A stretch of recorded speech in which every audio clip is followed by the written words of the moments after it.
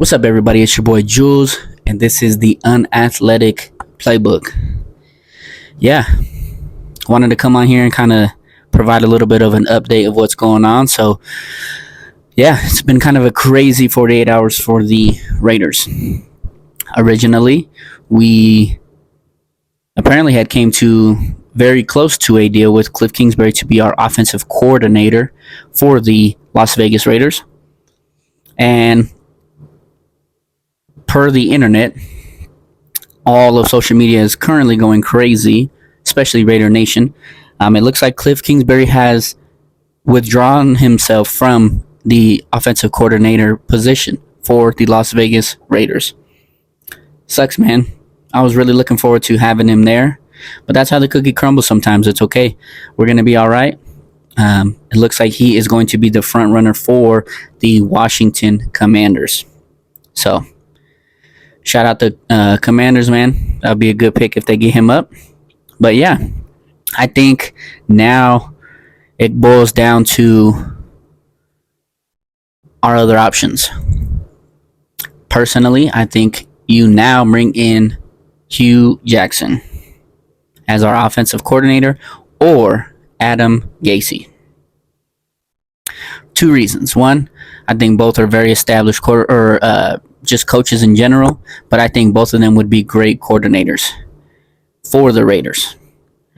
I think Hugh Jackson, obviously, former Raider itself, would love to come back home. And Gase, I think he brings a lot of aspects as far as play calling that we would actually need for our team that might be a little bit more strategic than Cliff. I think I was really looking forward to the risky side of Cliff and just kind of, hey man, we're gonna make something happen and we're gonna go for it. He was that kind of guy, and I was really looking forward to that. Now, that kind of takes us completely out of any potential race for Caleb, in my opinion. I think he was our door into signing or drafting Caleb, and now I think that's completely done. So we got to look at other options, Raider Nation. The other options could potentially be, like I mentioned, Jayden Daniels, if he falls to us. But now it goes back to, like I said, I don't really like the quarterbacks in the draft except for one other guy, and that's Michael Penix Jr., who I definitely think built up his draft capital with going to the national championship.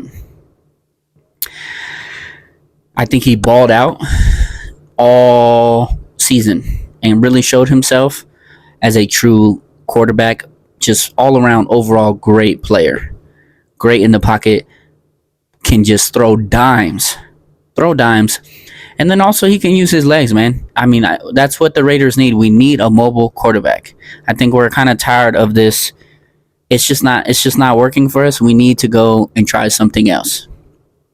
So if you can't get Jayden Daniels, which obviously there's a connection there with AP, and I think AP, that's his guy. I think regardless of Caleb, I think AP wants Jayden Daniels in a silver and black uniform. But if you can't get Jayden, do you take Michael Penix? Absolutely. Honestly, I think Michael Penix is even kind of low, personally. But I think he definitely boosted up his draft capital, and he did great things in Washington. So we'll see what happens in the draft, man. But yeah, it's kind of an interesting day for the Raiders. We were riding high. We were riding high on Thursday, and within 48 hours, it looks like he's decided to go another way. Looks like the Raiders wanted to give him a 2-year deal, and Cliff wanted a 3-year. So that's understandable. From a coaching standpoint, from a specifically offensive coaching standpoint, you want to make sure that guy can prove himself before giving him an extension. So 2 years, I can understand. You don't want someone on your team that comes in and then, play calling is absolutely atrocious and you guys aren't winning games. So I understand. Flip side of that, I get why Cliff wanted a 3-year deal. You want that security. You want to build within a team because you're not going to come in and make an immediate impact. It just doesn't work that way. no matter who you are, it just does not work that way.